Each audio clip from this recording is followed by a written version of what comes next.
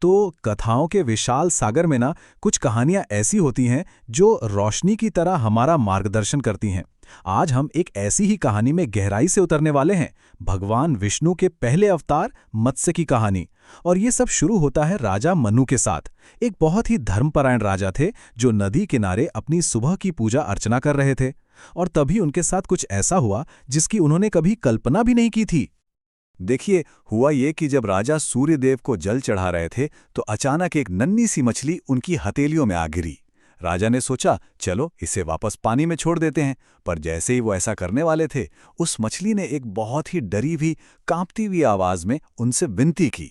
उसने कहा, हे राजन, मुझे वापस नदी में मत डालिए, बड़ी मछलियां मुझे खा जाएंगी।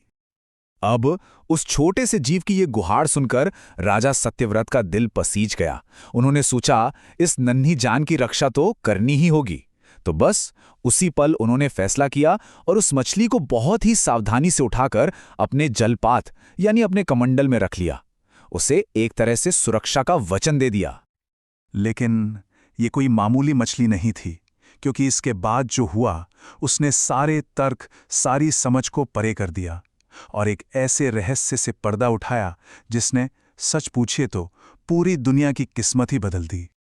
हुआ ये, और ये बात अविश्वसनीय है कि राजा अभी अपने महल तक पहुंचे भी नहीं थे कि वो मछली देखते ही देखते इतनी बड़ी हो गई कि उसने पूरा कमंडल भर दिया। मतलब जिस पात्र में उसकी सुरक्षा की गारंटी थी, वही अब उसके लिए छोटा पड़ गया था। राजा हैरान थे। उन्होंने फौरन उसे एक बड़े बर्तन में डाल दिया, लेकिन कुछ ही पलों में वो बर्तन भी छोटा पड़ गया। ऐसा लग रहा था जैसे मछली का बढ़ना रुकने का नाम ही नहीं ले रहा था। ये सब कुछ राजा की समझ से बिल्कुल बाहर था। अब तो राजा थोड़े परेशान भी हो गए। उन्होंने उसे एक बहुत बड़े तालाब में छोड़ा, ये सोचकर कि अब तो ये जड़ा काफी होगी। लेकिन नहीं, वो भी काफी नहीं था। मछली का वो चमत्कारी विकास लगातार जारी रहा और देखते ही देखते वो बड़ा सा तालाब भी उसके लिए एक छोटी सी जगह बनकर रह गया। तो अंत में राजा के पास एक ही रास्ता बचा। उन्होंने उसे विशाल समुद्र में छोड़ दिया। और वहां तो वो मछली इतनी ज्यादा बड़ी हो गई, इतनी विशाल हो गई कि ऐसा लगने लगा मानो उसने पूरे समंदर को ही ढक लिया हो। वो क्षितिज तक फैली हुई थी। और बस उसी पल उस बुद्धिमान राजा को सब कुछ साफ हो गया।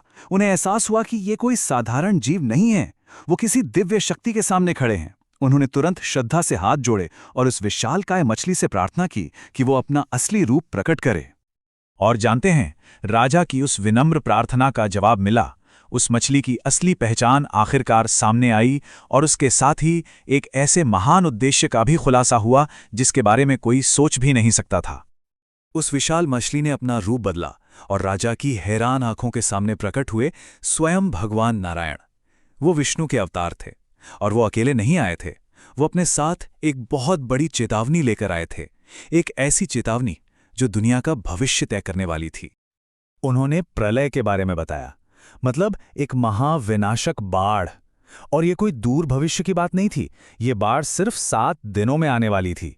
एक ऐसी बाढ़ जो पूरी पृथ्वी को अपने अंदर समा लेगी, ताकि एक नई सृष्टि की शुरुआत हो सके। लेकिन ये सिर्फ अंत की घोषणा नहीं थी, ये एक नई शुरुआत की तैयारी भी थी। भगवान विष्णु ने राजा को जीवन को बचाने के लिए बहुत साफ साफ निर्देश दिए।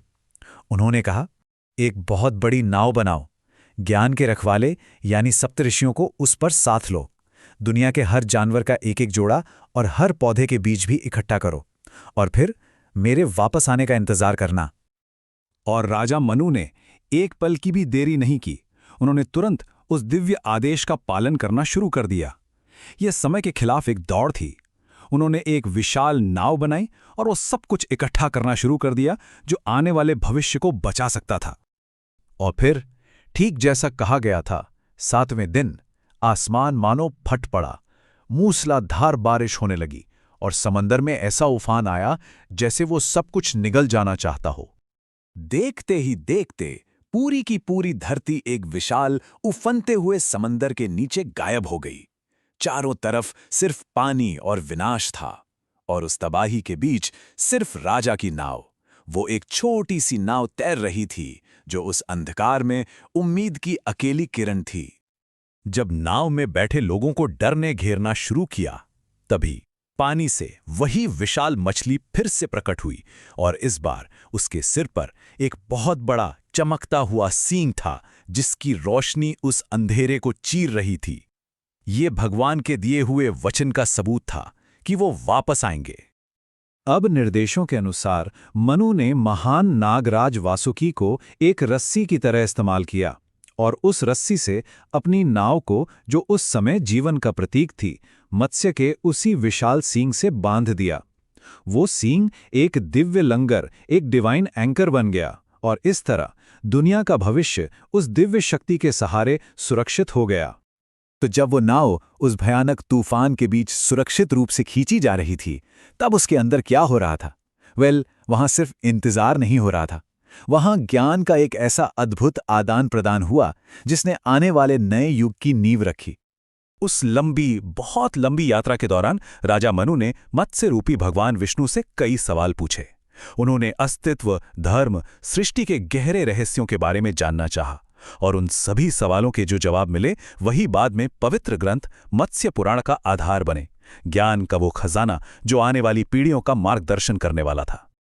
और यहां एक बहुत ही जरूरी बात समझनी होगी, ये अवतार सिर्फ जीवन बचाने के लिए नहीं था, इसका एक और बहुत बड़ा मकसद था और वो था ज्ञान को बचाना।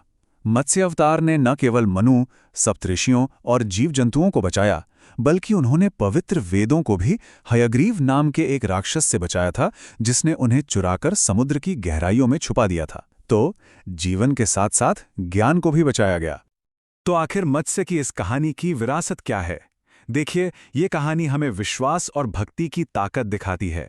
ये हमें जीवन को बचाने का महत्व सिखाती है, फिर चाहे वो किसी भी रूप में हो।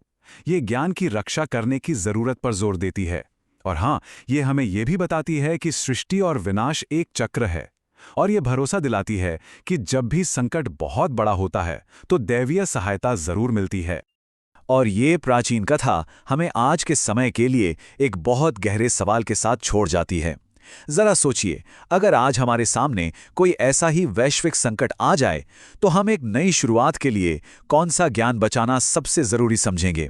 क्या वो हमारी साइंटिफिक नॉलेज होगी या हमारे दार्शनिक विचार, या फिर वो कला और कहानियां जो हमें इंसान बनाती हैं? एक नई दुनिया के लिए हम क्या बचाएंगे?